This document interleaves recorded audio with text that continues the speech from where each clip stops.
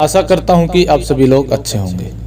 दोस्तों, हमारे बहुत से मित्रों ने हमें कमेंट करके लिखा कि आप माता मसाणी या माता मदानन जो माता चुगान वाली है उनके इतिहास के बारे में बताएं कि उनका जन्म कैसे हुआ, कैसे गुड़गांव शहर में उनका मंदिर बना, क्या कहानी है। तो दोस्तों, आज हम उसी विषय पर आपको यह वीडियो दे रहे हैं। अगर आपको यह वीडियो अच्छी लगे और आप माता मसाणी से प्यार करते हैं, उनके चरणों में जयकारे लगाते हैं, तो दोस्तों वीडियो को लाइक व शेयर करें और चैनल को सब्सक्राइब करें और कमेंट में जय माता दी अवश्य लिखें। और अगर आपका कोई सवाल है तो आप हमें कमेंट बॉक्स में पूछ सकते हैं। तो दोस्तों, माता शीतला के मठ और मसाणी की कथा।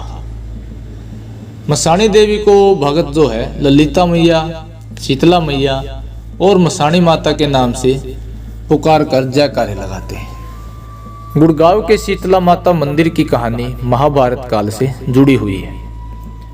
तो माना जाता है कि महाभारत युद्ध में गुरु द्रोणाचार्य के वीर गति प्राप्त होने पर उनकी पत्नी कृपी, यानी कि आज के समय में जो शीतला माता के नाम से जानी जाती है, इसी स्थान पर सती हो गई थी। तो उन्होंने अपना आत्मदेह त्याग दिया था। उन्होंने लोगों को आशीर्वाद दिया कि मेरे इस स्थित स्थल पर जो भी अपनी मनोकामना लेकर पहुंचेगा उसकी मनोकामना पूर्ण होगी।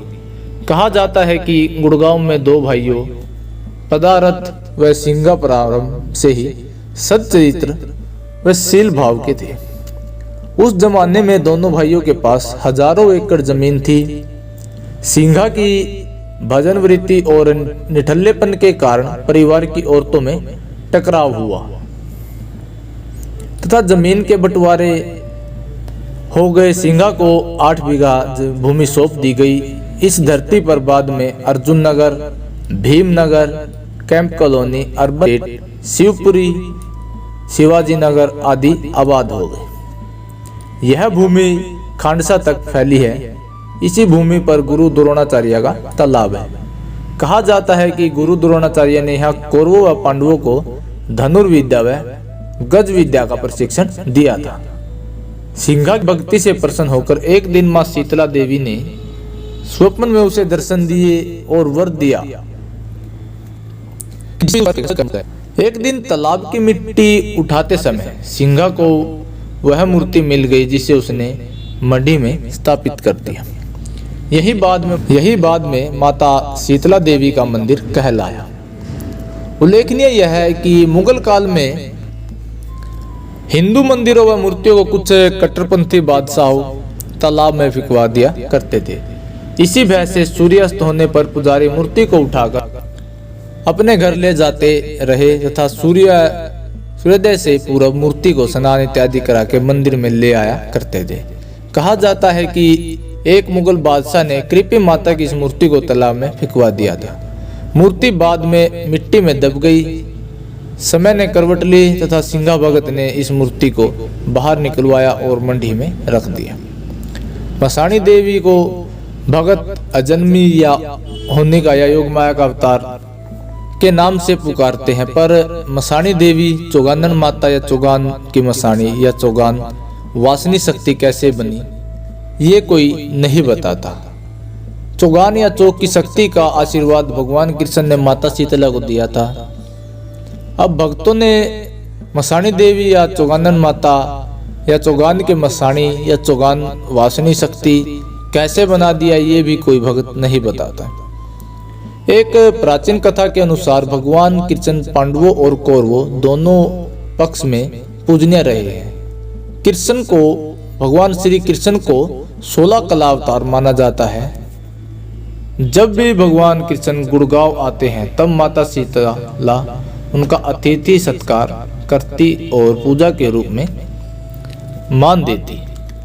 उनके आने वाली राह को एक साधिका की तरह निहारती। गुड़गांव के किस राह से वे आएंगे पर उसका माता शीतला को पता न चल पाने पर वो अपने पूज्य भगवान के प्रथम दर्शन न कर पाती। इस मनसा के हल स्वरूप भगवान कृष्ण ने माता शीतला को चौक की शक्ति का आशीर्वाद दिया। जैसे जैसे भगवान कृष्ण गुड़गांव के एक एक चौक पर पार करते तो माता शीतला जान जाती कि वे किस राह से आएंगी। हिंदू समाज में पूजा सेवा के नाम पर भेदभाव होता था। पूजा सेवा उस समय कुछ वर्ग तक सीमित रह गई। माता शीतला मंदिर में कुछ वर्गों का ही प्रवेश हो पाता था। मसाणी देवी को मदानन देवी को शुरुआत में मैदान कल्लर घर के थानों में पूजा जाता था। तो माता मदानन को सभी मसाणीय देवियों की रानी माना जाता है, जिसे यक्षिणी भी कहते हैं। इनका एक जैसा रूप नहीं होता। मान्यता के अनुसार ये भी कोई भगत नहीं बताता इनका मैन रूप है क्या। शुरुआत में मसाणी 7 देवियां या 7 बहनों के रूप में पूजी जाती थी। योग माया के अवतार में मसाणी को चौगान माता, चौगान की मसाणी, चौगान की वासिनी बना दिया। जब माँ के भगत सिंगा को लोग पूजने लगे, इसे संयोग कहा जाए अथवा माँ भगवती का आशीर्वाद कि निठल्ले सिंगा की कीर्ति जगत में फैलने लगी। तब माँ शीतला सिंगा को साक्षात उसे दर्शन दिए और वर मांगने को कहा। तब सिंगा ने माँ शीतला को अपने नाम अमर होने का वर मांगा, पर माँ शीतला जानती थी नाम अमर किस मानव का होता है जो जगत में हो ही नहीं उसका। तब माँ शीतला ने सिंगा से एक बार और सोचने को कहा, पर सिंगा जिद पर अड़ा ही रहा। जगत कीर्ति के लिए शीतला देवी ने मैदान कल्लर के थानों में पूजने वाली शक्ति 7 देवियां या 7 बहनों, ये 7 बहनें ही आवड़, गुलो, हुली, रेपैली, आछो, चंचिक और लद्वी को मसाणी माँ के रूप में बुलाया और सिंगा के वरदान को पूरा मन चाहा पूरा किया। कल्लर घर के थानों में पूजे जाने वाली जो शक्तियां होती थी, तो उस समय वो तामसिक पूजा विधान में पूजी जाती थी।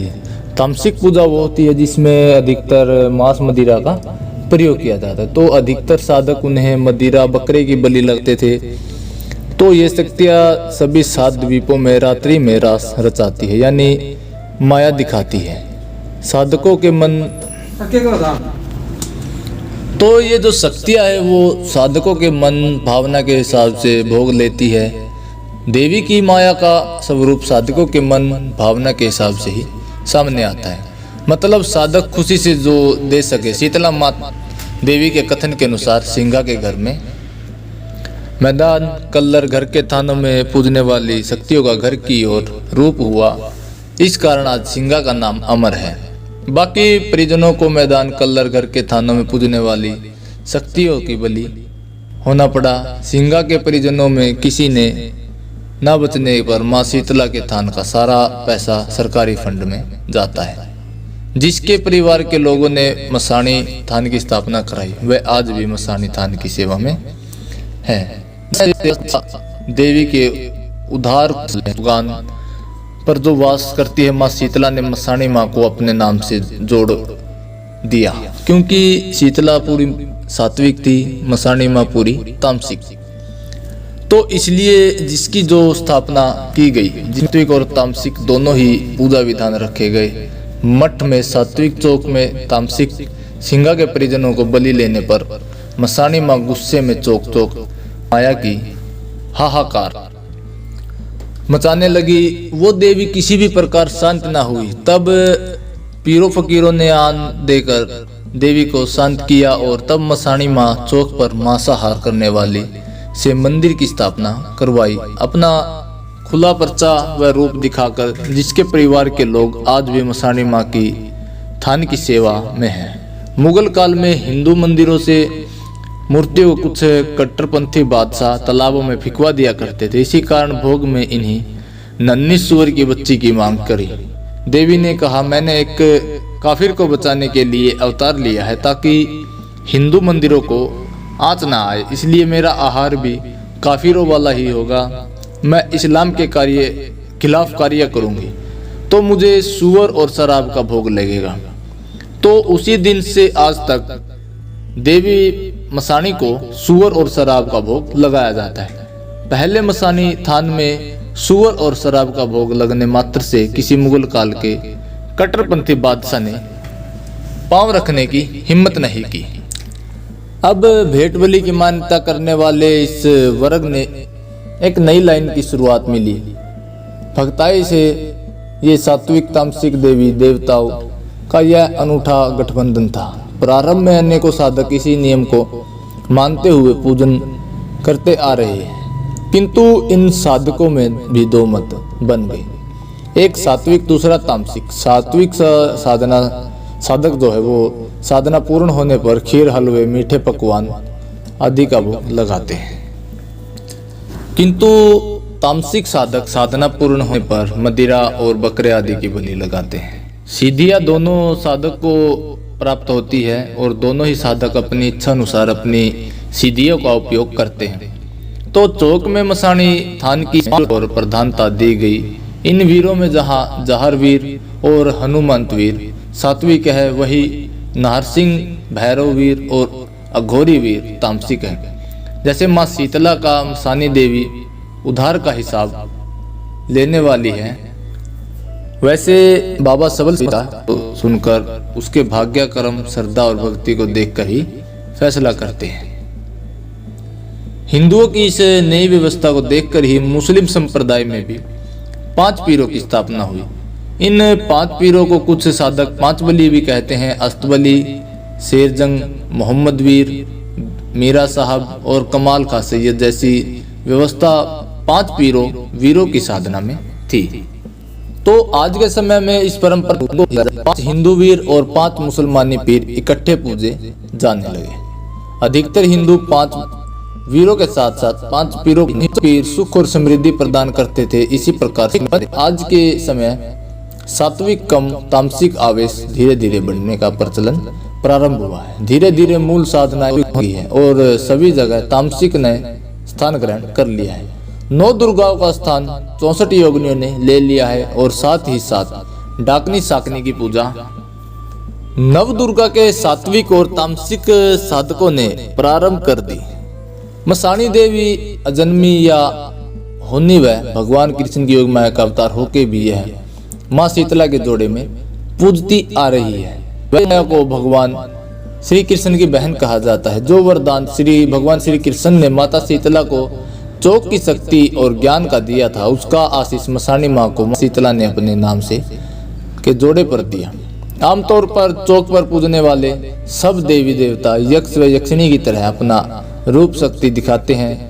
तो मान्यता के अनुसार ये कोई भगत नहीं बता पाता कि इनका जो असली रूप क्या है।